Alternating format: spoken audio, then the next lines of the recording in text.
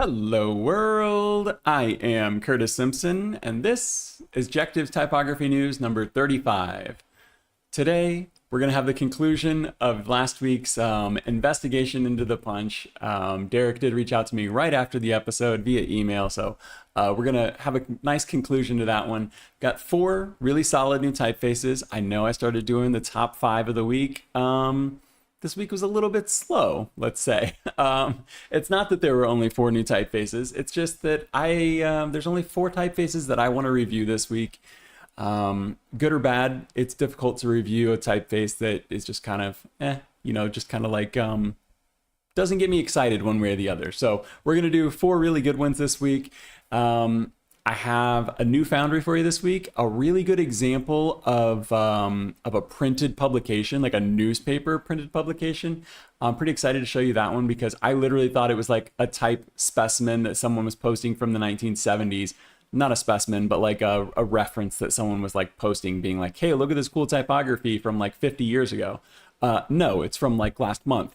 Got a bunch of events coming up.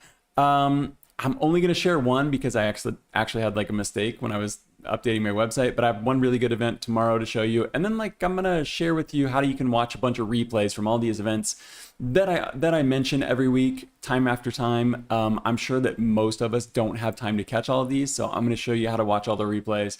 And then let me see what else we got. Gonna finish things off with an article that's kind of interesting. Yeah, we'll get there when we get there. And then some wisdom from Jen Wagner. Jen Wagner posted an Instagram reel that I thought was very insightful and very good to remember. So we'll go ahead and finish off with that one. I am going to switch my screen and we'll get started. So the first thing we're going to talk about is the punch. So if you were here last week, we talked about the punch. This was an AI created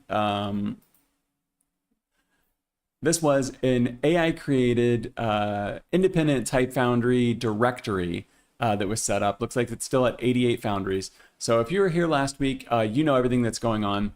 If you don't, go back and watch that one because I think it's like 15 or 20 minutes of me talking about it. Maybe it's only 10. But yeah, I really went into how I figured out that this was AI created, who created it, stuff like that. The short story is, or the short story from last week is this independent type foundry directory got published. People are trying to figure out like, who is this? Nobody really knew. And then we figured it out. I showed how you do it on stream. You could look in the HTML of the website. The creator's name was in the header. Derek's name was in the header. Found the GitHub, found all of the coding that showed that it was AI generated. Okay, so I pinned a comment on that one. I pinned a comment on last week's news, Typography News number 34, talking about how Derek reached out to me right afterwards. And I am going to go ahead and just give you a few bullet points from his email. Actually, I could probably pull this up on the screen. Let me close one thing real quick. Oops. I just want to close my notes from our phone call so that doesn't end up showing up because my notes are kind of messy and they're probably not like actually his words. So the first thing that I noted on the in my pinned comment, can we zoom in on this? Was that we probably need to update Hanlon's razor to never attribute to malice, which is adequately explained by AI. This is going to be something that I come back to at the end of this, but I really think that this website is a great case study into showing how capable AI is in this current time. So this is the word for word email that he sent me after it. I just want to point out a few things. Yes, his name is Derek. He's a product designer and type nerd. There is no collective. It's just him. As we suspected last week, it's just him. He built the whole thing in a weekend with Clawbot. So it was Clawbot and then it became Moltbot, but now it is referred to as OpenClaw. So he used 4 things if you want to include his brain. So Derek, OpenClaw, Mac Mini, and Claude. Those 4 things combined set it up. He prompted it. He told me he set it up with a couple of a couple of markdown files. I'll get to that in a minute. Let's go ahead and go through this though. So last week, this is what he emailed me. He's answering some questions here. So he's saying like transparency. Yeah, this is literally just built on OpenClaw. Foundry involvement. No, there are no foundries involved. So it's important to remember that literally everything that you ever saw about this was created by AI. None of the words that were written on Blue Sky, none of the words from the website, nothing from the newsletter were ever written by Derek. Everything was just written by AI. I'll come back to this later. So no foundries were involved. The collective language was just AI saying the collective. Business model, there was no business model for this. Again, it's just AI language. There was no monetization. You never made any money, anything like that. Positioning, talking about no good type foundries, he did agree that there are other reputable and valuable resources similar to this. And then just confirming again, all of it is 100% AI. And he did take down the GitHub repo after I published this, because there was some stuff in there where like I noted, but I didn't show you. But I noted that literally the password for, I think it was either the newsletter or the website itself, was just listed in there. Like it was just a plain text, like single word with a year on it, to log into the site and do everything. So he took that down because he wasn't sure what kind of API keys and stuff like that were on there. Okay, I'm going to close this and we're going to sit and look at the website while I talk about the phone call. Again, the only reason I'm not putting the notes from my phone call up here is because they're not, I don't want anything to be read that I don't want to be said, if that makes sense. Because I'm taking notes, and some of these notes are things that I wrote down before the call, and they're not necessarily, wouldn't be accurate. They could be misinterpreted. So I asked him like 5 questions. The first one was like, what did I get wrong last week? The one thing I did get wrong was the notes. I pointed out in the GitHub repo, which I can't show you right now, but I pointed out in the GitHub repo last week that there were some notes about the foundries. AI did those too. That wasn't him. AI found the foundries. AI scraped the web. They went out and did literally everything. He set it up with the Mac Mini, like I said, OpenClaw, Claude, and he wrote a couple of pages of markdown files, he said, told it like, you are a type director, go create this independent Foundry directory. He gave me some technical jargon. I'm not of the mind to be able to understand all of that. So I won't try to spit that back out at you. But yeah, he set it up, gave it access to Blue Sky. He said that he would have given it access to his email to like reply to emails, and then I probably would have gotten a reply, and who knows what, I probably still would have suspected that it was AI just by the language, but who knows how much of a wrench that could have thrown in it if he would have, if it would have had access to his email to be able to reply and not just send newsletters. So yeah, why typography was a question that I asked him. As we saw in the response that he sent me, like he's a type nerd. He did study graphic design. He's a product designer. I won't say where because I don't know if he wants me to, but he's a product designer and in California. And this was just a weekend project for him. But yeah, he said there wasn't like a particular reason. He's enjoyed typography since he studied graphic design in college, and it was just top of mind, I guess. I wanted to know, like, are there any AI, I don't know that we necessarily, maybe we could just make my face big and make this like on one side of this or something. Because I feel like I'm talking and it's not necessarily that important what's on the screen. Okay, we'll do this. What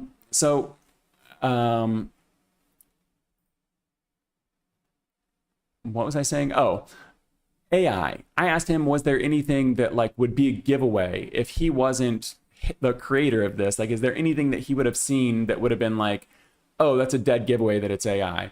The one thing that he noted would be the language, and that's what like first came to mind when I saw it. If we pull up the Blue Sky here, you'll be able to tell pretty quickly, like, this language, if you've ever talked to a chatbot before, like it's real punchy. He noted the M dashes, like that's a big one.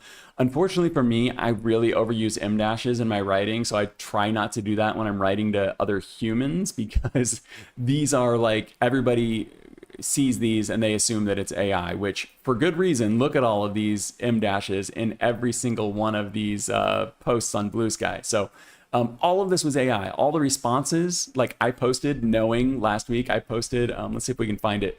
I posted Typography News number 34 last week. Like I said, the reason I found this was because this account had reposted number 33. Man, look at all these posts that this thing has done. Oh, maybe they only commented on it. So I had posted number 34 last week and tagged them on there. And the bot, you know, this AI commented on my post. So you can see how somebody could really think like, oh, I'm being interacted with by someone because AI probably doesn't have this kind of capability. It does. And this is one person with one Mac Mini. So we're going to come back to that. I just wanted to point out what we're looking at here, like the reality of the situation, because this isn't like a look at the future. This is a look at like literally what's going on right now, and what's capable with one person and a Mac Mini and some open source software. So yeah, the AI did everything. He said, like, looking at the database itself, it wouldn't be super clear. You know, like when we looked at GitHub and stuff like that, he said, you know, like looking at the database, it wouldn't be super clear because a lot of that's already automated and things like that. These are my words, the automated part, not his. But my assumption is a lot of this is already automated. A lot of coders are already using AI to do their coding. So when you're just looking at that kind of stuff, from his perspective, if he was looking at it, it wouldn't be super obvious. I think some of the giveaways would be the fact that there's like agent files and stuff in there, like go out to scrape websites. And even with my limited like coding knowledge, like I could see some things in there that were pretty big giveaways. But he said, like, looking at the database itself, you wouldn't be able to know. So I found that interesting that like somebody in the fields, an expert at these types of things, might not necessarily know that this was AI just by looking at the database. Let's see, just a couple more things here. I asked, were there like ethical concerns with this? And this was kind of the big thing. He did note this in his email as well. Let me get a drink. I'm talking fast. Fast for me anyway. I asked if there were any ethical concerns about this, and he said, yeah, that was like the big reason why he was actually going to take down the website. So spoiler, he is going to shut this whole thing down, or at least that's the plan. That's the direction he was leading in at the end of our conversation. The ethical concerns were, you know, there are people on Blue Sky that don't know that this is AI, that they're chatting with an AI. There is one account in particular that we both noted that were like pretty interactive, like talking back and forth with this bot, and presumably don't know that it's a bot unless that person's a bot, but I don't think they are. It's very possible though. That would be even more interesting if they were just two bots sitting on Blue Sky talking to each other. It probably happens every day, right? Anyway, so there's that ethical concern of like deceiving people. And I did ask him, like, at what point is it like, oh, it wasn't me who did this, it was the AI. Like, don't blame me for anything that was said on Blue Sky or that got posted on this website. It wasn't me, it was the AI. And he was like, yeah, that's a real ethical concern. Like, that's something that everybody in his industry is talking about and thinking about. And for him, this was just like a fun weekend project. You know, the website's only been up for like 2 weeks. We clocked this as soon as it showed up, reported on it last Sunday, and here we are. It's gonna, you know, after 2 weeks, it's essentially gonna be down. So if you want to go check this out, it's linked in the description. Go do it right now. Go check it out. Go check out the Blue Sky, because it's gonna be gone. It's gonna be gone. I think he said his plan was to take it down tomorrow on the holiday in the U.S. So yeah, go check it out if you want to see like a fully AI like built database. Sign up for the newsletter. It'll send you the newsletter. You know, maybe use a burner account or something if you're worried about it. I wasn't. I gave it my real one. But yeah, that was something we talked about. Like, the capabilities of AI are so impressive, but like, where do you go with like setting up something like this, just letting it run for 2 weeks and not really who takes responsibility? I think we would both come to the conclusion at the end of that, like, the person that set it up does have to take responsibility for it, but you can 100% see in the future someone sitting in front of Congress saying, US Congress, sorry, international people, but like someone sitting in front of US Congress being like, it wasn't me who did this. It was the AI who did this. The AI made these decisions. I didn't do it. And Congress is going to have to hopefully have some kind of backbone and be like, yeah, you're responsible for this, no matter who, like, no matter if the AI did it or not. It'd be like any other employee doing something at a company. Like, the buck has to stop somewhere. So I do think that if we extrapolate this beyond like one person with one Mac Mini, we have to think about where these things go. Getting a little off topic for typography, so let's keep moving. Yeah, so we had a fun conversation about that, and let me just reiterate my pinned comment from last week. Derek could not have been nicer. He found the entire thing amusing. He complimented me on the investigation, and he had no hard feelings about me being a little bit aggressive in trying to figure this out and pointing out all of the AI stuff versus what the AI was claiming to be. But yeah, so the last thing was just kind of like, what are you going to do with this? And he asked me what I thought on it. If you want to know my opinion, I was a little torn because part of me as a typography journalist wants to see like what's going to happen. I'm kind of like enjoying the show of watching this AI and seeing what it's doing.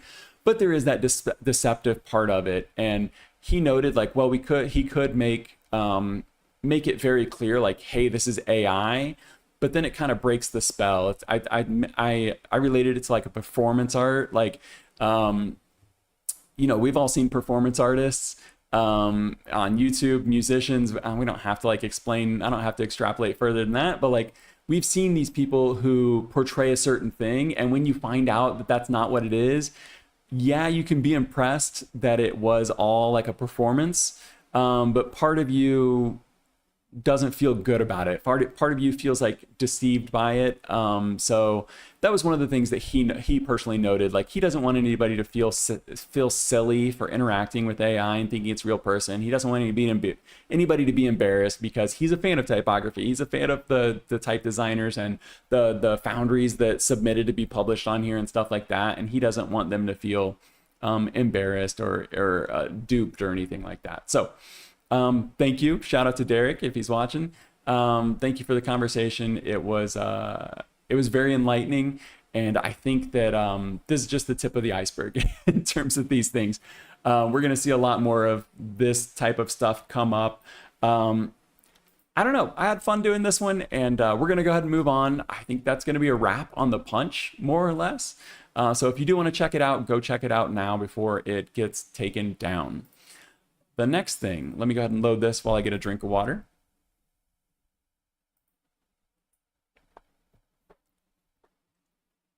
The next thing coming up here, going to give a quick shout out to Typecache, because Typecache is a great resource for new release news.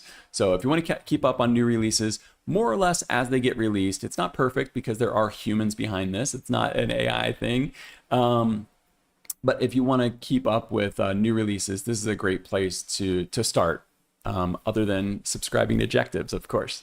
But I noted this from there. I was not familiar with multitudes, and that's because, so I'm grateful that it was on here. Wanted to give Typecache a shout out for that.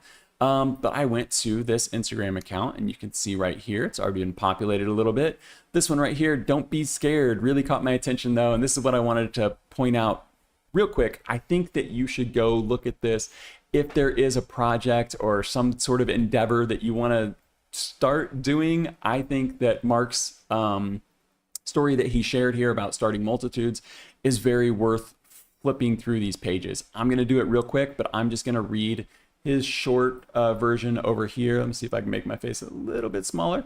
So I'm just going to read this right here as I flip through this, but I think it's worth checking out. Then we'll look at the Foundry. It's a great launch. It's a great launch. So this is Multitudes by Mark DeWin. I'm not sure if I'm saying that right. I'm just going to say Mark, multitudes.xyz. Don't be scared. I'm going to read this over here as I flip through. Failure was never the real fear. Criticism, falling short, looking foolish, those are the things that kept me waiting. But somewhere along the way, something shifted. Not doing it started feeling heavier than failing at it. Then I turned 41, 4 kids, Time moving faster than I expected. It became simple. Now or never. So here we are. False starts behind the scenes, half-finished websites, letters still being drawn, refined, and redrawn, and yet every day feels like a privilege because finally I get to build the thing I've carried quietly for years. This is my bold attempt to turn years of dreaming into something real, a living library of typefaces called Multitudes. So I didn't quite make it through all of these, but the story is really great. I think we've all probably been there as designers. I see you, Rogue Wave. I think we've probably all been there as creatives, or just in life in general, like where there's something you have this dream of starting and then you don't, and in his case, like 10 years and 4 kids and a studio launch goes by, and then it's like, man, if I'm gonna do this, I have to do it now. And I think we're all gonna benefit from him doing that. I'm gonna get into this. Let me answer chat real quick. Rogue Wave Creative says, this channel is my new fave. Thanks for all you do. Really love using Affinity at our agency. Long time Adobe, but loving Affinity last 2 years. That's great to hear, Rogue Wave. Thank you for the kind words. And I am a big Affinity user as well. Every week, people see on here I'm using Affinity. I think I switched pretty close to 2 years ago too. I made the switch whenever the big AI kerfuffle thing happened. What made you guys make the switch, Rogue Wave? So back to Multitudes. This is the launch website. Looks like he's launching with a sale. There are 2 typefaces that he's launching with. I'm going to go ahead and open up all of these in the background because I think they're really worth looking at. I'm going to take my face off the screen. I know I say this every week, but I'll come back here in a little bit. I just don't want to get in the way of any of these. So I'm going to open these as we go. But there are 2 new typefaces. This is the second one, Visual here. And then there are 3 of them here that we're going to get a preview of that we can't quite test out yet. One note to make here, it does say there are free trial fonts. I tried to get those. I think there might be a problem with those at the moment, but hopefully in the future that'll get resolved and maybe we can all test these out. So I don't know how to say this word, but I'm going to try. Majula. It's based on Singapore's post-war signage. It looks like letter forms from the 50s, 60s, 70s, and 80s. I'm just going to flip through these real quick, but I think it's really cool he's showing the references here because I love a typeface with a story. I love these historical preservations and stuff like that, so I really like that. That looks really cool. An interesting story, something I haven't necessarily seen before. Visual, this here looks like our typical neo-grotesque. Everybody needs one of those. But it looks like it's got some cool symbols and stuff. Looks like it's got 6 weights on it. I don't see italics yet. Maybe that'll be coming later. Oh yeah, 1, 2, 3, 4. No, it looks like it's got 8 or 9 weights on it. Very nice. Those are the 2 that are available. These next 3 are the previews. So Rojak, I was a little confused about this. It's 3 different fonts that are being paired together in one family. Personally, I'm not a fan of that. It's confusing to me. I noted that in a typeface that was released at the top of the year, where 2 completely different fonts were included in one font release. So maybe this Rojak is like going to be 3 different fonts, like it's a bundle and it's not actually like all 3 fonts are called Rojak. I'm not sure. No, I don't think they are. I think these names at the bottom here. So I think Rojak is probably the collective of these. Okay, so I take back the things I said. But you can see these 3 fonts here are what's going to be included there. Remus, I think, is a really interesting one because it looks pretty familiar, right? If we go all the way to the end of this, we'll see Trajan's column right there. So clearly this is inspired by that. But he's really putting his own spin on it, which I appreciate. It looks pretty cool. So I'm excited to test that out when it releases. And the last one here is a hobo, an evolution of hobo. We've seen this most recently with James Edmondson's hobo. Spelled different, pronounced the same. I think he actually even notes that here. Yeah, it's on there. I know that the type is really tiny, but I was never a hater of hobo. Even when my type teachers told us hobo is bad, I was never like, I don't know, I was never a hater of this. I always thought it was fun. I think any 90s kids had some kind of affinity with the 60s. I don't know what that was. But I remember having like the peace symbol poster on my wall and stuff like that. So I'm a fan of hobo. I'm a fan of these types of typefaces. So looks like Heracles, maybe that's how you say it. I'm excited to, so it's a revival of Hercules. and his is called Heracles, I guess. I'm going to go ahead and answer chat. Let me turn my face on, and I'll get set up for the next thing as I do this. If I can figure out how to turn my face on again. There it is. Okay. Let me go ahead and make my face a little bigger as I answer chat here. Rogue Wave Creative, I asked about Affinity, so I'm going to look at this. Honestly, it wasn't really the AI stuff. I do mostly logos and vector stuff and some layouts, and to me, Affinity just felt snappier. Yep. And felt like I was a designer again. I was a designer again with Illustrator. I was just pushing, as with Illustrator, I was just pushing buttons. It's just me. I don't know. Affinity just feels like actually designing and sketching again. Yeah, I'm a big fan of Affinity, and that was one of the things that pushed me away too, is I just felt like, let's go ahead and put Affinity in the background. We talk about this. I just felt like with Adobe, everything that got added was something that took me out of the equation. So I know that this stream isn't an Affinity stream, but I'll go ahead and talk about it for a second. I'm in Affinity every single week. You guys see me use it for the show. It's free. Go test it out. But I feel the same, Rogue Wave, where like I just felt like everything they added was like trying to make a button to do the things that I enjoyed doing. So I enjoy picking my own colors. I don't want a button that changes all the colors in my file for me. I enjoy like picking my fonts and pairing them. Yeah, so I totally get that, and I think the pen tool in Affinity is amazing. Shape Builder, I think it needs some work, but it's way cleaner, and the program is absolutely snappier, especially compared to InDesign. You can see like I'm doing a lot of typography and stuff in here. Compared to InDesign, there's just no comparison in terms of speed and stuff like that. So glad to see that you're enjoying it. Hopefully more people do. I think the more people that test it out at least the program will just continue to get better. So next up is Field Meridians Observer. Let me go ahead and make my face way smaller. So Field Meridians Observer, this is not something I was familiar with. I was not familiar with Field Meridians. Here is their Instagram right here. Go ahead and give that a quick look.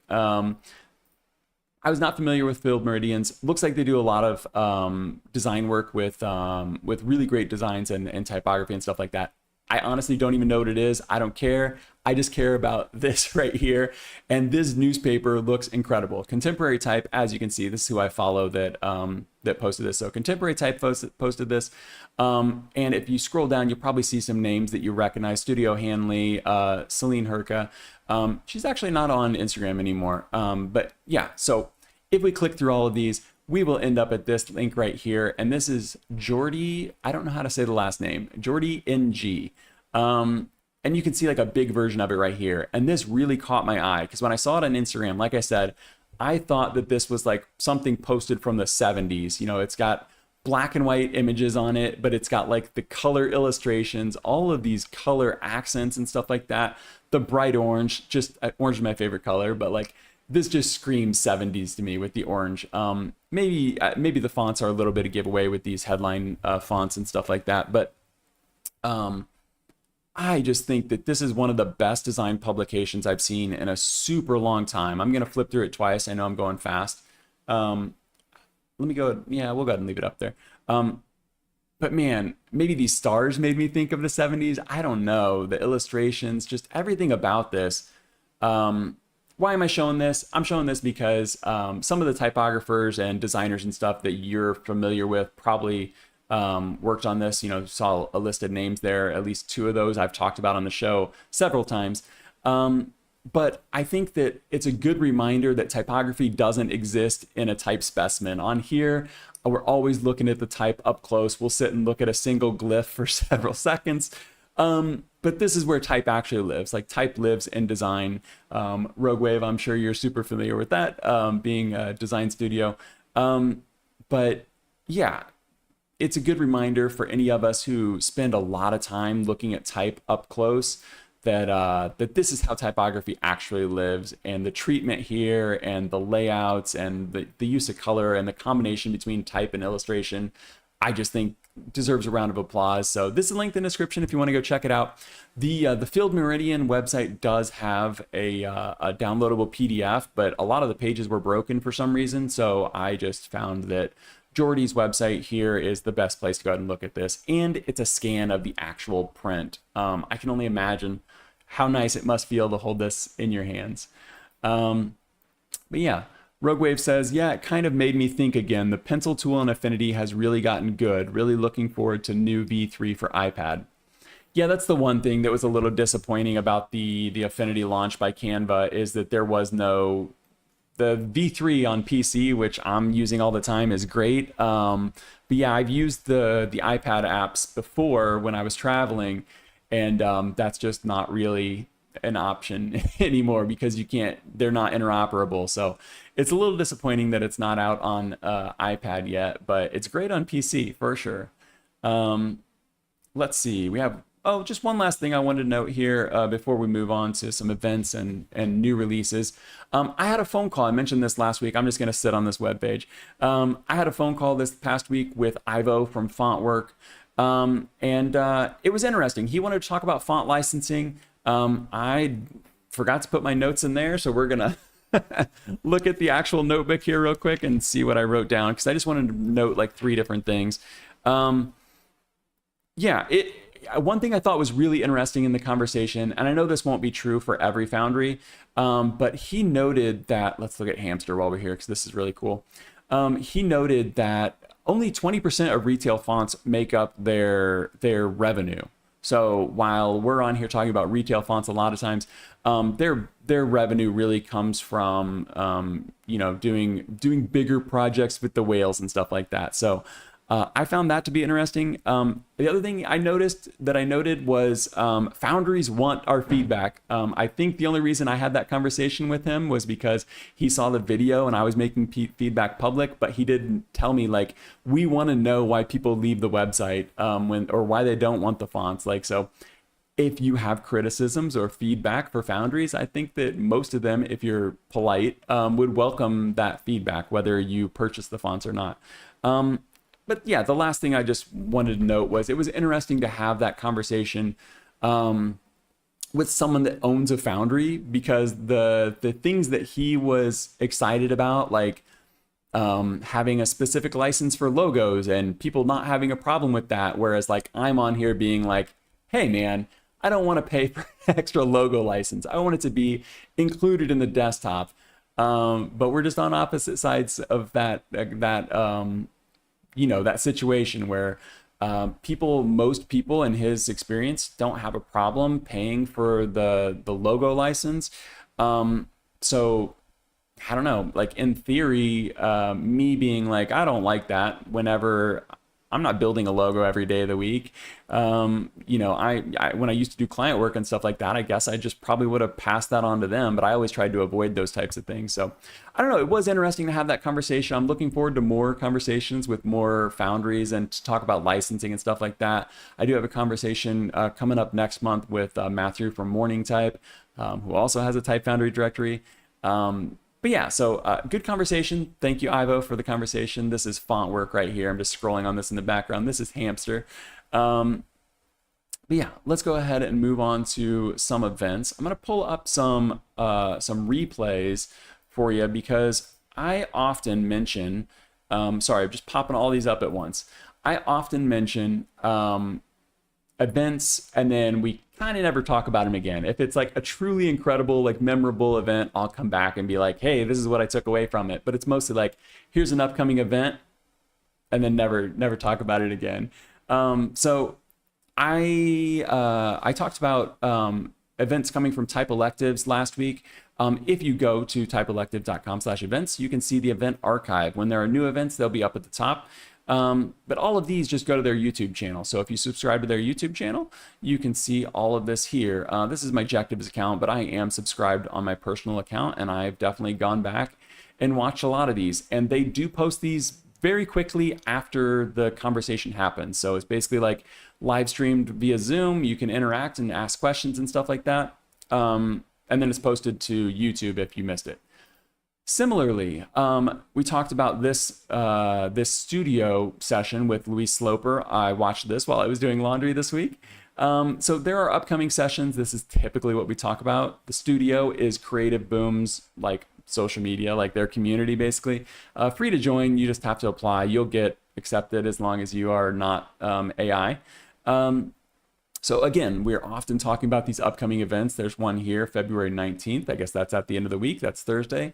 A talk with Katie Cohen, creator of Creative Boom. But if there are any of them that you missed, or there's any creatives that you're just like, oh, I wonder if they have anything, come on here and check. You can see Elliot J. Stocks there. There are a lot of really great presentations and conversations that took place that you can only watch on the studio's replays. I messed up. I messed up my calendar this week on my website. So I don't know what happened. I put the new events on there, but then when I pulled it up just before the stream, they were gone. So I just have one that I want to shout out for you because I think it's going to be really interesting, and it's also free and it's online, so everyone can attend. It is from Cooper Union, Type at Cooper, and it's this right here: Sans Serif Typefaces and New Typography with Paul Sturton. So I think this could be an interesting conversation, and if you register, it's free to go. I already got the Zoom link in my email because this is coming tomorrow, but I'm sure that if you register, they'll probably just automatically send you the Zoom link. Otherwise, it does show up because it's just through Eventbrite, so it'll show up on Eventbrite. So free event, that one's linked in the description as well, I think. If not, I'll add it, but it is, I apologize. It is on coopertype.org. If you go to their lecture series right here, it's probably going to be the top one. Yeah, so if you go to their lecture series at coopertype.org, it's at the top right there. Next up, ATypI 2026 in Stanford, Palo Alto, California, May 27th to the 30th. This is, I don't know, maybe like the most well-respected type convention. I'm not sure. They're having two of them this year. I don't remember where the other one is. Oh, it looks like Sharjah. But this is the one that's in the US that I'm familiar with. It's going to be in Stanford, at Stanford University. They just published the program.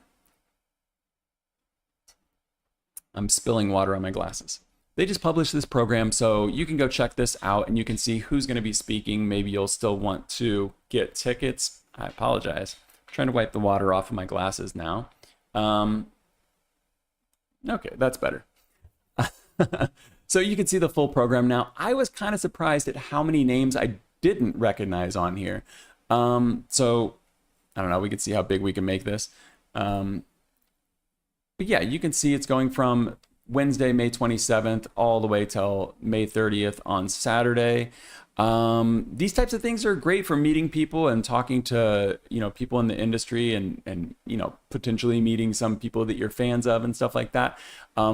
I am in Brazil and my daughter's only 10 months old, so I will not be traveling back to the US to go see this event in a couple of months, in 3 months, I guess. But I just wanted to let everybody know that the program had been added. So, it's always hard to buy tickets to these types of things when you don't even know what's going on. But it looks like 101 days until the event takes place. Let's move on to new releases, the best part of the show. I'm going to close all of these tabs. I'm going to check chat real quick. And I'm going to open this and we are going to get started. Okay, we're good on chat. I need to get a coffee mug like a talk show. I think there's a reason no one's drinking from their hydro flask on the news. Okay, so this first of the top 4 this week is from DualType. This is Catich Color. I think I'm saying that right, Catich. Let me open up a few tabs here. This was actually teased way back in 2024. So teased by Jen Ramirez. If you don't know, Jen Ramirez is half of DualType. He also teaches at Cooper Union. I'm going to take my face off for real now. He also teaches at Cooper Union. Let me double check that I'm right on that. Yeah, Cooper Union teaches calligraphy, typography, sign lettering, and this typeface is actually designed to help learn how to draw this typeface. So it might look pretty familiar. That's because it's based off Trajan's column, but I wanted to point out that this was teased way back in 2024. It just got published this week, 6 days ago, it looks like. And it is free to download. So let's go ahead and look at the website. You can see right here, it says get it for free. This is inspired, as the name suggests, by Edward Catich. Catich was, let me go ahead and just pop these open real quick, and we'll come back to the website. Edward Catich, he was an American Roman Catholic priest, teacher, and calligrapher. This is the Wikipedia right here. He actually worked alongside W.A. Dwiggins doing some typography or some calligraphy. Go there to work on his calligraphy with Dwiggins. So I thought that was kind of cool. Is this going to load? Maybe, maybe not. We'll let that do its thing in the background. Let's go back to Catich Color here, and I'll give you some details on this. Let's just do a slow scroll. So as you can see, this is built based on the strokes that you would make if you were drawing this with a flat, what is it? A flat brush, I guess they're just calling it a flat brush. So this would have been the technique that Edward Catich came up with, taught. He is the person that basically made the strongest case and kind of changed people's opinions on how Trajan's columns were, the typography was created. Prior to him, it's my understanding that people thought that it was just chiseled in there, like it was carved into the stone. They didn't think that they thought that these serifs and stuff were made by the chisels. In some way, that's true, but he basically is the person that kind of popularized the idea that they were painted on there with a flat brush, and then they were carved based on that those brush strokes. So this here is Jen Ramirez's font based on Edward Catich's teachings. Let's see if this loaded up. Doesn't look like it did. They might be blocking me here in Brazil. So let's go ahead and hop into Affinity, and I'll give you some details about this font. So I threw this into What Can My Font Do? And it came back with 364 characters. It's difficult to get an accurate glyph count on this because if you can see these different colors here, these are all separate layers. So what happens with a color font is that these are all separate glyphs, technically, and then they're layered on top of each other. So it's hard to get like an accurate glyph count like we typically would when you're looking at color fonts. So I'm giving you characters today, 364 characters, 13 layout features. You can download this for free for non-commercial use from the Foundry, from DualType. But if you want to purchase it for commercial use, it's $75 for desktop. The license is standard. It's a good license. Let me go ahead and give you some close-ups on this. Let me turn off these features. There are some interesting features on here. You got a little bit of a preview, but I think that this is really interesting, and I'm not a calligrapher. It's something I've dabbled in a little bit, but I would in no way consider myself to be a calligrapher. I think anyone who's into design and typography has probably went and bought some flat brushes, some broad brushes, or maybe went out and bought a fountain pen and looked at a book and tried to figure out how to do this. So I have some familiarity with like how this is going on, but I have never drawn an alphabet like this. You know, I'm not someone who's done this before, but you can surmise, like you can see the brush strokes here and you can kind of see what's going on. I think that's what is, I mean, that's the entire point of this, but that's what I think is most interesting about this, is that you really do get an idea based on the font. And you could imagine, like, if you were testing this out and you wanted to be like, okay, I want to practice a word. Lots of times you're just practicing a letter over and over and over, right? But like, if we wanted to do some non-suggestive typography right here, if we wanted to just practice, you know, you could type this out and then just you could follow the instructions if you knew which color went in which order, which you'd have to check the website. There's probably a manual. I think there actually is a specimen guide that would guide you through that. Okay, so that's what the font is. You get the idea of it. There are 3 different styles for this one. So you do get the colorful color one. There is this grayscale one, which, okay. And then you get the black version. My initial thought with this black version was like, oh, cool, like maybe this could be like a Trajan replacement.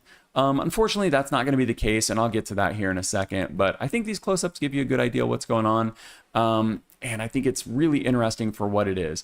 There also are these different stylistic sets here. So you can get these outline stroke versions. I'm not sure what you would use this for. What I think is much more interesting are these proportional ones. So you can see this grid right here where you follow the circle to create this C, and you can see how it's blocking off on those grid lines where you're going to start and stop and things like that. Let's go ahead and look at this on this one right here, because I do think it's cooler to see it all at once. And you can see like on the B here, they're just using the 2 squares. So there are 2 different grids that they're using here, the simple one and the more complex one. But you can see where like the mid stroke of that B goes right above the line, and you can follow these along. And where you've got the D goes around the circle, the C goes around the backside of the circle, the E and the F, they really follow that. And this would just be a great resource. I'm sure there are books that teach this, but I feel like this would be a great alternative resource to learning these things. Initially, I thought that the I and the J were broken. I was like, oh, they don't have theirs. But like, duh, it's just a single, like, how would you even put this? There's no reason to have a grid for these two. It's just a single stroke down, and then, you know, you're fixing it. You're doing your serifs afterwards, but it doesn't need a grid like these others do to like remain inside of the boundaries and stuff like that. So really, really cool. Let's get down and compare this to Trajan. Oh, I just want to point out, I thought it was fun. I always like to see the little Easter eggs they stick in here. This is the not deaf character, and then the DualType logo. Those are pretty cool. They included those in full color as well. So here I have Catich on top in color, and then I have Trajan in black. Trajan does have a color version of the font, but it doesn't make sense to really look at that here. So I am going to turn Catich into the black versions so that we can see why I don't think that this is a good replacement for Trajan. Trajan's, that's not what this font is designed to do, but I did see an Instagram comment comparing the two, so I thought that it would be worthwhile looking at this. There are some interesting things that I think could be cool. Like you've got these very obvious brush strokes in the serifs. Whereas you just have like some light cupping here on Trajan, which I do think is a bit more refined. And then you have those in the serifs on the B too. But then you get into areas like this, where those brush strokes would look kind of, you kind of look past them when you're on the color version, because you're like, oh, I can see where the strokes connect and stuff like that. But you get to the black one, and it looks just a little bit messy. Like I don't think that looks necessarily that nice in the black version. So I'm sure that this could be refined and stuff like that, but I don't think it's necessarily the objective of the typeface to become that. The last thing I'm going to point out here between Trajan and the other, and if you look, you can look at the full alphabets here. They're very similar. This is because Catich based his this calligraphy, this typeface, his calligraphy, I apologize, on Trajan's column. Like he took multiple trips there to go look at the column. But you are going to have, you've got your nice, neat letters here, light cupping on them. They got your serifs and stuff like that. So you can see how similar this is, but I've circled a couple of bumps in the road here where these layers just kind of, they're creating holes in here. And I'm not sure if that is, something on my PC that's rendering incorrectly, but you can see there's just a lot of messy stuff that you wouldn't want in like a real typeface that you were actually going to use. Not to mention Trajan comes in a lot more. I don't have it here, but Trajan comes in like I think 6 weights now you can get on Adobe fonts. I only have 2 of them here because this is the actual one that I bought when I was in college. But yeah, so as a Trajan replacement, no, it's not going to work like that. But as a learning tool, which was what it was designed to be, I think that this is incredible. And especially when you include these grids and stuff like that, I think it's just one of the coolest things I've seen. I know there are other like handwriting, teaching typeface and stuff, but this is a really cool one, and you can get it for free, so that makes it even better. The last thing I'm going to point out on this is the DJR. This is David Jonathan Ross. This is his tool that's on djr.com, tools.djr.com. If you drop a font in here, you can customize this. So I guess I should have planned this before, but let's see how fast we can do this real quick. I'm going to go ahead and drop this in here so you can see what you can do if you wanted to change your color fonts. Is it the TTF? Yeah, there we go. So there's two cool things about this. One, these actually have transparency. So you can see, I know it's probably not going to be super visible on there. I'll go ahead and break the site for you real quick. You can see there's a transparency slider, and all of these have transparency. So like that's how you're getting some of that cool overlap and stuff inside of these. So that's cool. But if you didn't like these colors, but you like the theme, you know, maybe some of them are hard to see. You know, there's a little bit of like orange on top of there's orange on top of pink. Maybe that's difficult for you to see. Just go in and change the orange and change it to something completely different. And then you've got a nice dark color on there. You export it. Boom. Obviously don't like, you know, don't go change your color fonts and then go to try to sell them or something like that. But if you're just using it, there's no problem changing the colors on a color font, especially one that's free for non-commercial use. So I think that's worth noting anytime we come across a color font. DJR's color, what does he call this? Color Font Customizer is a great resource. I'm gonna get a drink of water as I open these pages for the next font.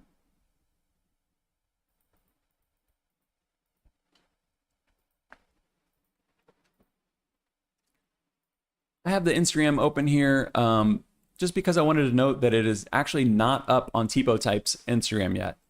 We talked about TipoType not too long ago because they created they're the publishers of Gazetta, which was the typeface that was used on Taylor Swift's album. So that was a big conversation whenever it happened. Some people were like complaining about Taylor Swift for using like an Adobe font. Like, I think it's cool. I don't like, who cares? I think it's great for this Foundry and the designer. Anyway, so it's not yet on their Instagram, so nothing to see there. But this is on their website. And once again, I got this information from Typecache, so they are ahead of the game. It's available on their website, and then it's also available on MyFonts. But you can see right here on MyFonts, it's $189. If you go over to TipoType and you go down at the bottom here, you will note that it is currently on sale for $75, down from the normal price of $189. This is probably like a launch deal, you know, a launch sale. It's pretty common, but yeah. So if you were interested in buying this, even though it's available on MyFonts, you're much better off buying this from the Foundry. They did also note that this is likely to show up or they didn't note this, I'm noting this. This is likely to show up on Adobe fonts eventually because TipoType does have a lot of their typefaces on Adobe fonts. As we just noted, that the typeface from Taylor Swift's last album came from Adobe fonts. So, or at least is available on Adobe fonts. She probably had a license, some way other deal, maybe, I'm not sure. Anyway, so there's not much on the website. You can kind of get an idea of what's going on here. They're saying this neo-grotesque with a distinctive personality. I think that that's definitely true. You know, there's not a ton to say about neo-grotesques. You get what you get. I think it's way more interesting just to go ahead and pull them up and look at it, because any explanation that you're going to get about a neo-grotesque these days, unless it's specifically inspired by some kind of destination, or, you know, sometimes there's historical significance. Most times it's just, hey, this is TipoType's take on a new neo-grotesque. And more or less, I think that's what we're seeing here. So we'll compare this to Helvetica New at the end of this. But right now, let me go ahead and point out, there are 16 total styles on this, going from extra light all the way down to black. And they all have an italic counterpart. So you can see the italics on there. So 16 total styles, 8 weights plus italics. This one has 451 glyphs, 7 layout features. 7 layout features is kind of not that much, but maybe I have the trial license here, so maybe I'm not getting all the features included in it.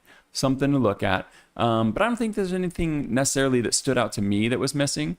So I think it looks really cool with this heavyweight, and my initial reaction was like, man, that's going to be bad with body copy, but it's not at all. So let's go ahead and look at these characters real quick. This is the regular weight right here, and this is what I think you would use in body copy. You can get an idea of what they're doing to make this a little bit of a more original or unique neo-grotesque. They've got these interesting ink traps that aren't what we would typically look at as ink traps. They're very rounded. They're very like, I don't know. It's almost like they took this pinch. So here's the other thing they're doing. They're doing these pinches on some of the joints here. We see that sometimes. And it almost looks like they're taking that same sort of pinch and doing that for an ink trap there. But I've made some of the glyphs that I think stand out as being unique green. So you can see the pinch again here on that G. Go ahead and scroll through these. And you can see what they're doing here. They're doing this kind of shape as well, where it's like they've rounded off the corner on like a Frutiger K or something. I don't know really how I feel about it, but it is an interesting aesthetic. Like it's an interesting take on ink traps. You can see them again right here. Just a few more characters I wanted to point out. The R, I think, works quite well with that one there. Some people might disagree. And then you can see that same sort of thing we saw with the K going on between the X here. So I don't think we need to go through all the rest. Let me just point out two more here. The F, we see this quite a bit. I think the T on this one does the same thing. Yeah, the T's got that little thing going on there. I don't know who did this first, but it does seem to be pretty popular and trendy right now. So if you wanted a neo-grotesque that felt a little bit trendy, I guess that's a move. And then the K here, this K is so distinctive and it makes sense because it's in the name. You gotta have it, you know, if you're gonna have a distinctive character like this K here, you have to have it in the name because you want to show it off right away. You want people to know that it's there. There are some characters, there are like a few stylistic things here going on. So you can turn the A into like a single story A instead. You can change this G. So, oh, that's the Q. There are two different versions of the Q here. So this is the original, like the kind of like an Avenir Q with a pinched joint on there. You can do this one here with the little tail beneath, or you can also do this more, you know, typical kind of like a magnifying glass. I kind of like that one the most, but I could see how it might not necessarily give you the most the most difference between the O. Maybe the one with the little tail on the bottom does the best job of that. I'm not sure. And then the last thing is the G here. So you can get a more traditional G. And I think this is what really sobers it up to put it in body copy. If you're going to put this in body copy, I think you have to switch to traditional G because it just, it's pretty distracting otherwise. So here I have it put into some body copy and you can see it looks fine. Like you don't really notice those pinches. If you were like really zoomed in on it, obviously you can see like the funky T and you can see like these pinches on the G and stuff like that. But I think it looks like a workhorse typeface, but you know, you got the opportunity to do these crazy headers and stuff. You know, you could just set this in the regular black, but you've got a lot of character built into something that kind of be tamed down with body copy. Let me go ahead and show you this with the regular G on here, the default G, so you can see, maybe you'll disagree with me, but you can see, this is just the Wikipedia article for typography if you're wondering what the text is. You can see all these G's here. They got that nice little flowing river, but I think when you're reading body copy, you probably just want to go with the traditional G on there, just that two-story G. So let's look at this compared to Helvetica Neue. Just because this is kind of like the benchmark, I think. When we think of a neo-grotesque, first thing you're going to note is that it's much wider. These characters are much more extended. Obviously, you can pull up I can pull up an extended Helvetica right here, and we can get really wide with it. So, but just the default, as a default, it's pretty extended. Let me go ahead and switch this to another color real quick, so I can overlay this and just kind of show you what it's looking like. You can see the X height quite a bit higher at the same size, but the S's are the same size, so it's not like the characters are just like so much, it's not like every character is just bigger at the same point size. The S's are basically the same, and so that's kind of how I can judge this and say like the X height is much higher on the black one there, which is Rubika. So you can see it's just kind of bigger overall, and that's a theme that we're gonna see continue on today. But I do think it's doing most of the stuff that Helvetica could do. Does it have the depth that Helvetica has? No. But do most people need that? Also, no. So yeah, we've got Helvetica on the bottom and we've got Rubika on top here. And I think you do still have that. You got some more contrast. Obviously, Helvetica has almost no, it has some, but like for our purposes, Helvetica has almost no contrast. You do have the pinches on Rubika, so that's going to be like one big difference. But you can see when you look at these side by side or top and bottom, they're built on that same basic neo-grotesque structure. So, you know, if you wanted something that was a little more trendy with these Fs and the K and the T, and you liked a little bit more contrast, I could see this being, you know, another neo-grotesque to choose from, another Helvetica alternative.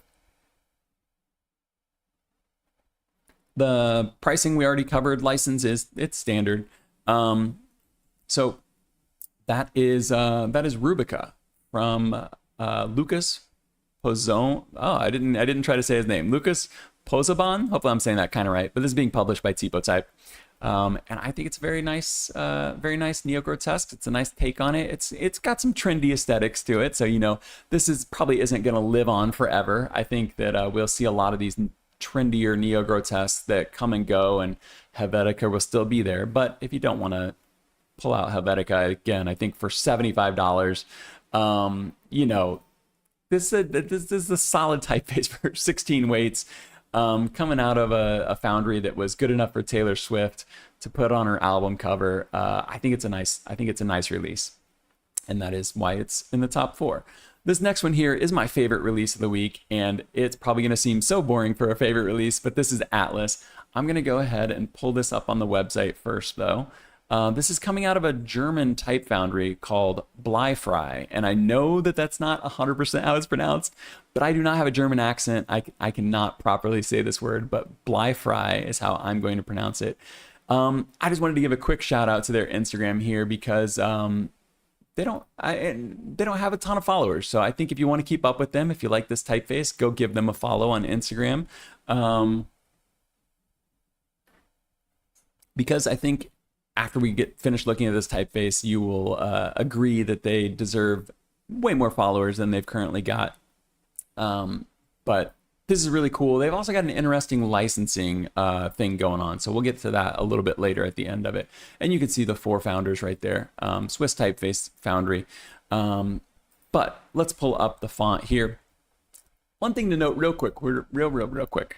Bleifrei is German for lead-free, which I think is super clever. At first I was like, okay, like lead-free like paint, but like no, like lead-free like it's a digital type foundry. They don't have lead like metal type.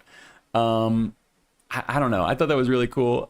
Maybe no one outside of this live stream would think it's cool, but I thought it was pretty clever. I'm going to slow scroll this website. I think they do an excellent job of displaying this typeface. We look at a ton of foundries on here. We look at a ton of web pages. This is one of the best ones. And I point out the good ones all the time, but this really is a good one. So this typeface has 14 styles, 7 weights, plus italics. I will try to pronounce the designer's name here, Matthew Dellier, I think. This is the variable font. So this is the only one today that we're looking at that is a variable font. Like I said, 7 weights plus italics. Both of those are on a variable axis. So if we just stop right here, I'm going to show you this in Affinity, but we can also see variable weight, ooh, and variable italic. So obviously it's just a slant. Anytime you've got a variable slider, you might have a couple letters that pop here and there, like let's drop an A in here and we'll see if this pops. No, so that A, they do have an alternate for this A though, but a lot of times you don't have variable sliders, especially if it's true italics. It's impossible to have true italics and a variable slider for the italic. Anyway, let's keep moving on. But I just appreciate this website because I think they do a great job. 31 layout features. That's the most we're seeing today, and it's a lot. You know, and it's pretty high in terms of OpenType features and stuff like that. Purchase lead direct from the Foundry. Trials are available. You can see that big trial button up there, and they are the full fonts. So I really appreciate that. You can really test out a typeface. And as I scroll through this, you can see all 589 glyphs that are included in this. It's very extensive. They've got a lot of features. And this one's coming out. They've got it listed in Swiss francs, so I'll give you that, and then I'll convert to US dollars for any of my Americans. But 245 Swiss francs, that's going to be the same price for print or digital. But it's about 320 US dollars. They do have an all-in-one package that seems pretty good, like a good deal. And that's 368 Swiss francs, which equates to about 480 US dollars for both of them, and you can start to see some of the stylistic sets, and you can see the variable and stuff like that on here. But yeah, so 480, if you wanted this for print and digital, I think that's a pretty good deal for if you're using this for like an actual brand font. But like I said, $320 US for the full family on desktop. That's usually the benchmark what we look at.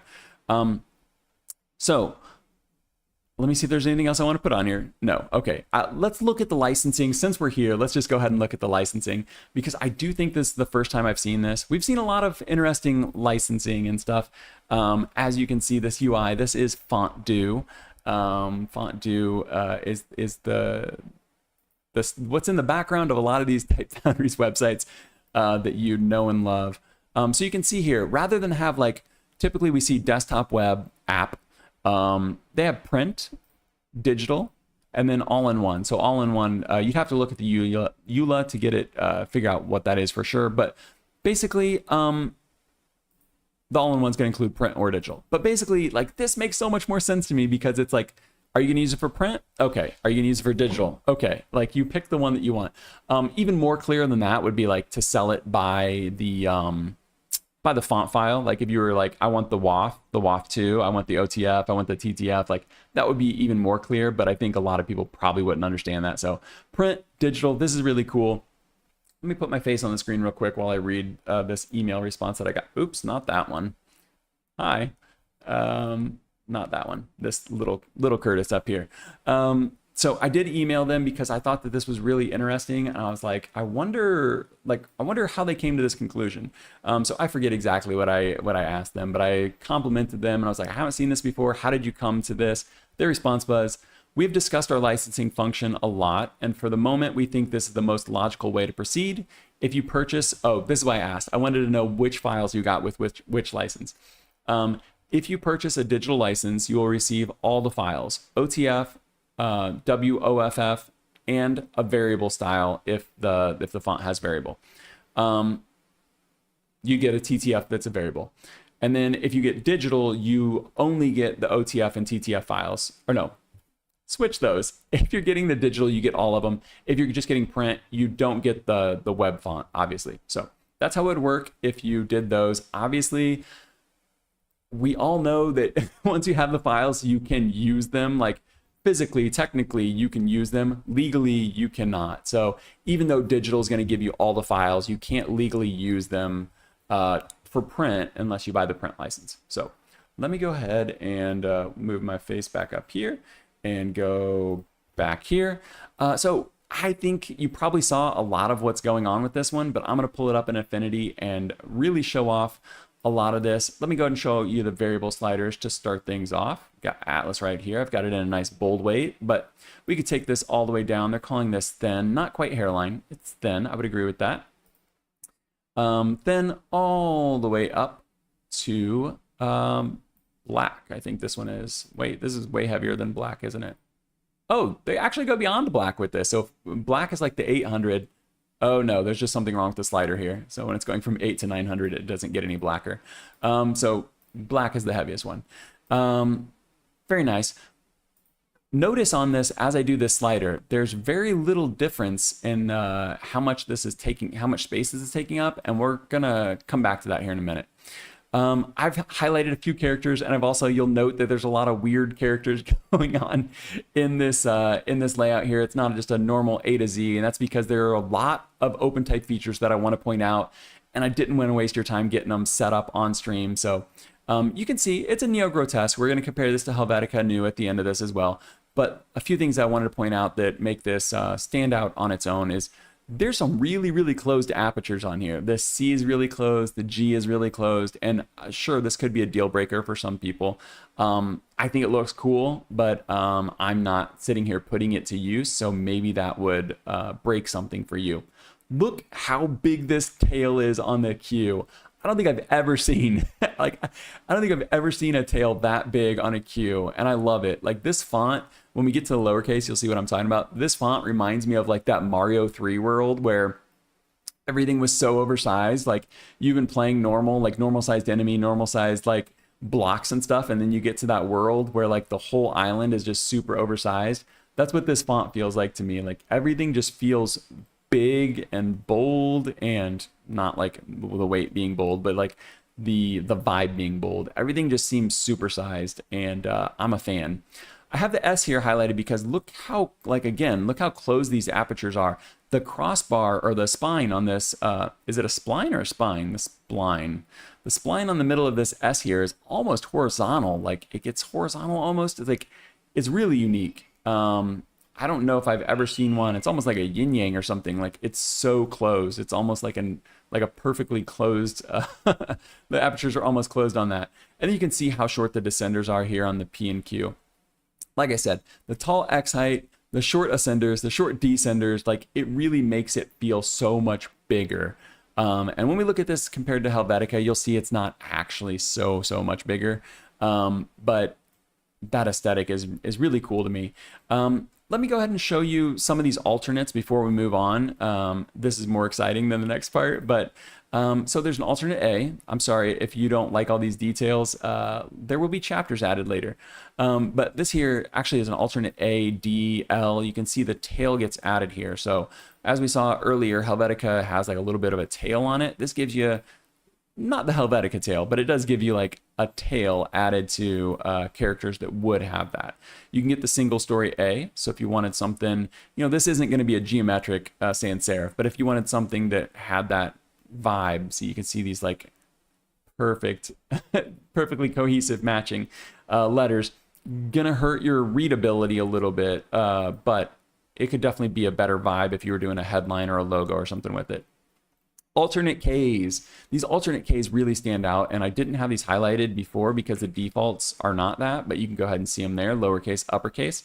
You can get the traditional, I apologize, you can get the traditional K there where the leg hits the middle of the arm, but you can also get these ones here with the bowed arm and leg, which I think is pretty fun. We've seen fonts like that before. What is it? Cabell maybe has that. There's a pretty famous sans serif that has the bending arm and leg like that. Not going to work in every situation. I wouldn't set body copy like that, but again, for branding, for headlines, it could be a nice vibe. We've got an alternate Y on here, so we've got the standard Y with just the straight line. Very nice. And then we've also got one with a little bit of a tail on it. So again, not the Helvetica tail, but a little bit of a tail. So if we zoom out super quick, just so you can see what I'm talking about, Helvetica's got a little bit of a tail on their Y there, and then also on the A, you can see the tail there. So just so to refresh your memory, I'm sure most of us are familiar with Helvetica, but it's got more than just those alternates. So let me go ahead and show you a little bit more. Alternate question mark, that's kind of fun. I remember kids writing their question marks like that in school. I was never one that did, but they've got an alternate at symbol. I'm a fan of this one. I don't know if, I'm sure I've seen in a square at symbol before, but I can't recall what it would have been. So that's pretty fun. Alternate ampersand. We see that pretty common, but those are still nice to have. This right here, this is taking place on its own, so I don't even have to like show you this, turn it on or anything. You can see these, this punctuation here, these colons and semicolons, they fit with whatever letters they are going with. So you can see it's a little bit lower on the lowercase and it's a little bit higher on the uppercase. When we compare this to Helvetica, you'll see here in a second how that really does make a difference. And then the last things I want to point out here are these parentheses here. I think that these are for CJK, I don't know, Korean, Japanese, and Chinese. I think these brackets are more relevant to them, but I still think they're pretty fun to look at. These ones here were called tortoiseshell brackets. That's kind of fun. And then they've got the white lenticular. So you got the black lenticular ones that are like filled in like that. And then you've got the open ones that are just the stroke. So a lot of options with those. I don't know what the use case is, but for me, they just look cool.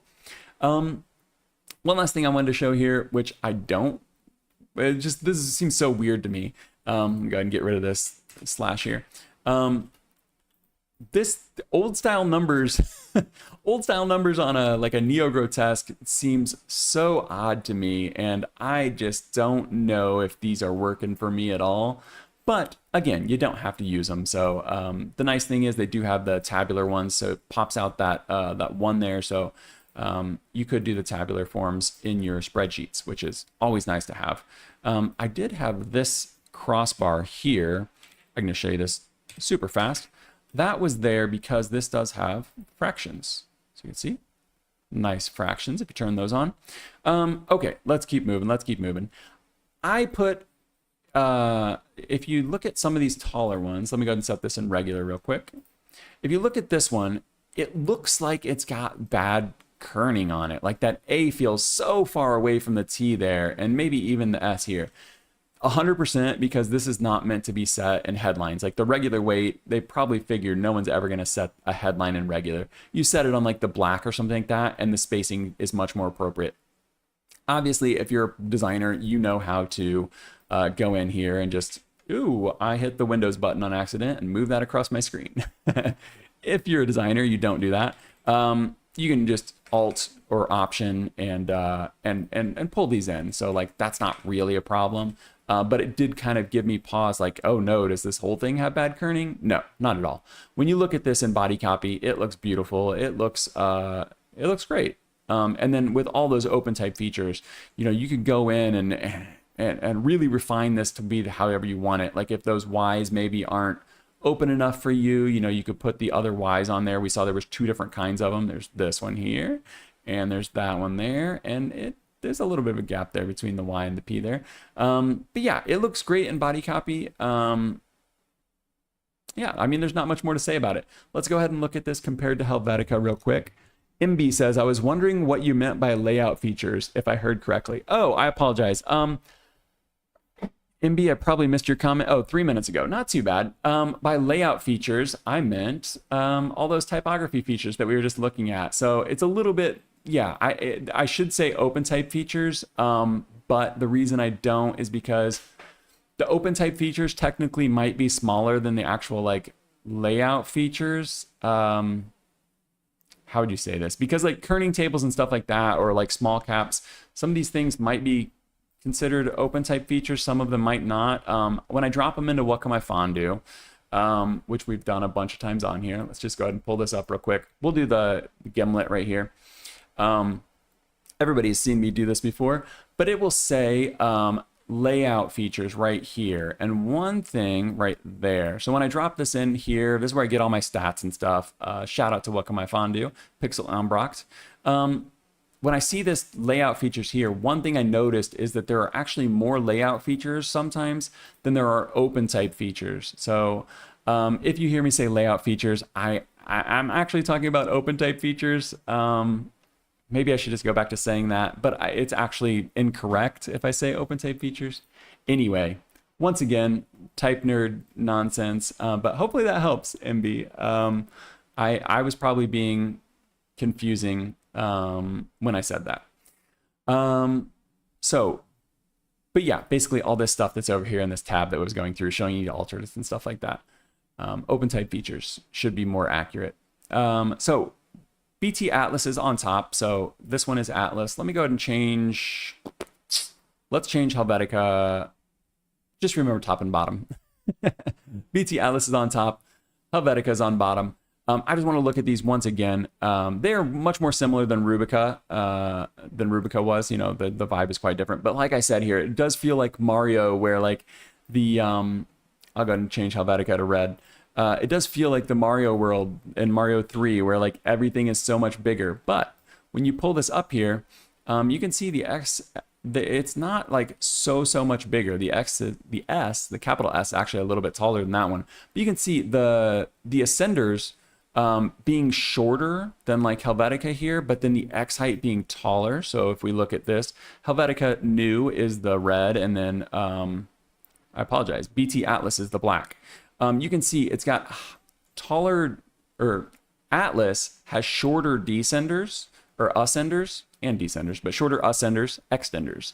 But then a taller X height. So it really makes it seem like, oh my God, this font is like huge. Because when you've got shorter extenders and then bigger X height on it, it makes it seem so big. Let's go ahead and just undo all of this real quick. And then we're going to look at these side by side. So I'm not going to go through all the features again, don't worry. But just to compare these side by side real quick, you can see they are very similar. But a few standouts for me, the G and the C, like I said, those are really closed, whereas in Helvetica, you know, you've got the beard on the G. The beard would be this little bottom part here. You've got the beard on the G, so that kind of sets it apart, but it's really much more open than BT Atlas is. The other thing that I wanted to note while I've got these here is as you make these heavier, oh, maybe this isn't the one. Maybe I was thinking of Rubika. I apologize. I thought I was going to show something here. Let me just go back and show you on Rubika super fast. As we made Rubika bigger, it doesn't actually take up too much more space. I missed this earlier. Okay, we got it, right? Yeah, so you can see, though, the difference that some of these things make, like we looked at these lining, like the colons and the semicolons, this right here, how these can align based on whether it's capitals or lowercase. So these ones here, they push up a little bit higher since they're caps. These ones here, they go right in the middle of that lowercase x height there. But when you've got something like Helvetica that doesn't adjust based on that, they just have one standard. So like it sits on the baseline and then it goes up to the x height. It's a small thing, but I do think it's kind of nice to have this here, like these contextual ones like BT Atlas has. It's a nice feature, and that happens automatically. So like if I was doing, see that? If you do like a lowercase next to it, it just drops down on its own. So it's really great, really great OpenType feature. And it's just, you know, I can't imagine it takes too much more effort to put that in there.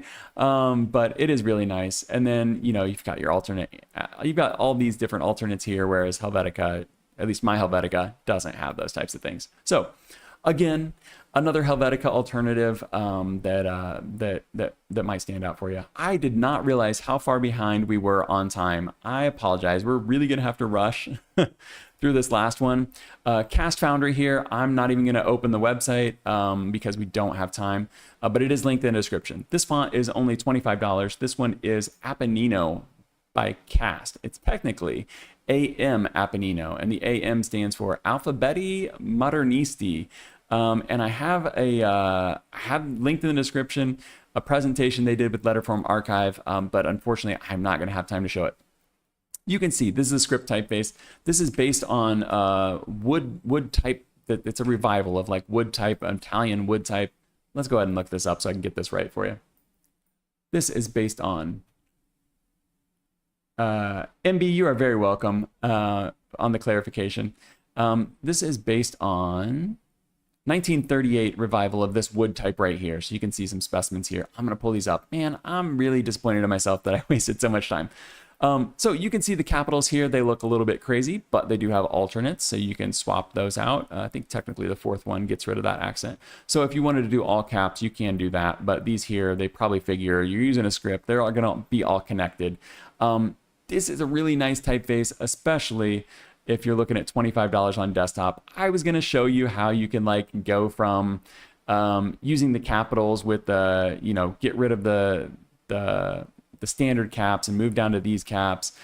Use capital spacing, because they actually have spacing, a special spacing on here where if you have capitals, you can select that and it just pushes them out a little bit more.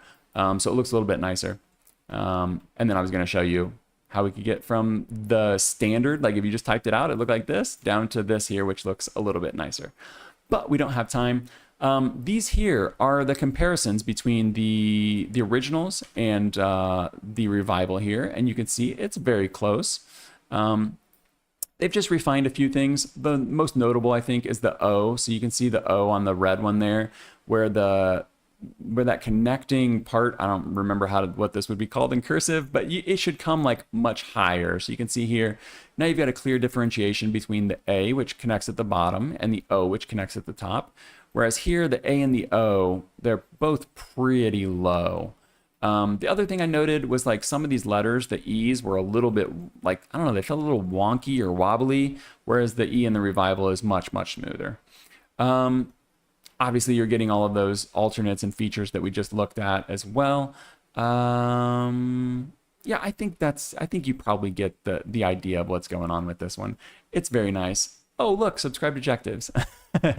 Okay, I do have two things that I want to look at, so I apologize cast Foundry that I didn't get to show you, get to show this off to its fullest extent, but Appennino, very cool typeface. It's a part of a much larger collection of revivals. It's really cool, so go check that out if you do have time. I'm gonna put my face back on here as we finish up with a couple of stories, a couple of articles to look at. The first one, I'm actually not too worried about missing out on this one a little bit here. This one's from Fastco. Let me try and zoom in. Of course, they've got a nice annoying video playing on there automatically. I just wanted to point this one out because this is something you're going to come across in a lot of design journalism, unfortunately. And it's something I'm actively trying to combat with Jectives. You'll see this right here where it says Fast Company Executive Board. You think, ooh, Executive Board. Then you read this and it says the Fast Company Executive Board is a private fee-based network of influential leaders, blah, blah, blah. These people pay to write articles and appear to be very similar to just like a normal article. You can see all my ad blocks on there. So this article by Charles Nix, talked about him before. He's some director at Monotype. Wrote this article. I think it's worth pointing out just so we know, like, this is a sponsored article, but it does point out like a really interesting thing, and that is that fonts can be used for fraud. They're talking about like Trojan fonts and stuff like that. I'm going to talk about this, I think, more next week, but I do think it's worth noting. He's kind of pointing out here, if you have a custom font, it's not as easy to like commit fraud based on using that typeface. And Suitcase Type Foundry, I reached out to them. Hopefully I'll hear back. But they created a typeface for the Czech Republic, for like the entire government, because they wanted it to protect them from fraud. It's called Czechia Sans, I believe. We'll talk about it next week. Don't worry, we're not missing out. I just wanted to point out those two things. One, typefaces, typography can be used, can be imitated to commit fraud, and also it could be a good way to prevent fraud. Obviously, Monotype is paying to have this article put in here to kind of scare people. The first thing they say is a secure single truth of source of truth for brands. Basically, like, hire us, we'll handle it for you. Okay, we'll come back to that a different time. The last thing I wanted to point out here from Jen Wagner. Jen Wagner, Type. Give her a quick shout out. This is her Instagram, and I'm just going to read this. I think this is a great thing to close on. Let me get a drink of water, and then we'll finish this up. So I'm going to read her words. These are not mine. Jen Wagner, Type, posted this on Instagram. You don't need more fonts. You just might need to change the environment more, a little freely. Maybe I should say a little more freely. You don't need more fonts, you just might need to change the environment a little more freely. Think about a lemon. If you think of it as an ingredient in a bigger picture rather than a standalone thing, it suddenly becomes ridiculously versatile. Icing, check. Marinades, check. The perfect addition to your sauce, check. The acid that elevates basically any type of food you could imagine, probably. The only thing that changes is what you put next to it. So I know this is very I make fonts for a living of me, but think before you grab another font. You might not need a new type with every new client. Oh my goodness. Curtis? Wait, what an interruption. Okay. So I know this is very I make fonts for a living, but think before you grab another font. You might not need a new type with every new client. You just might need their specific imagery, their color palette, their copy tone, and all of that can completely change the look of the same typeface you used for a previous client because they're living in different worlds. This is also why I aim to make my typefaces as versatile as possible, so when you fall in love with one, it's not a problem to reach for it again and again. I'm going to close out. I think this is a great sentiment, and I apologize, I completely messed it up, but I think it's a great sentiment as I sat here and talked about like all of these new typefaces, but I think it's a great sentiment just in life in general. Like a lot of times we think like, oh, if I buy this new thing, I'll be able to do that. Oh, I really need this. And then I could start my business. Like I could do that. I could do this. There's a lot of times where we don't really need another thing. In terms of typefaces, I think this comes back to like Massimo Vignelli's thing where he was like, you only need like 6 typefaces because the context around them and stuff like that. It's fun to get new fonts. It's fun to like get a new font for every client. But yeah, we saw him successfully do it. The Vignellis do that for years, decades. So we know that it can be done. It is cool to support type foundries and type designers, especially independent ones though. So I'm all for buying more typefaces, but if you truly don't have the funds to do it, I think Jen Wagner is right with this one, and you don't have to. All of the other design stuff, like we looked at earlier with the Observer, it's important to remember that typefaces live in design. They don't live in a vacuum by themselves ever. So all of the context that surrounds a typeface is a great reminder.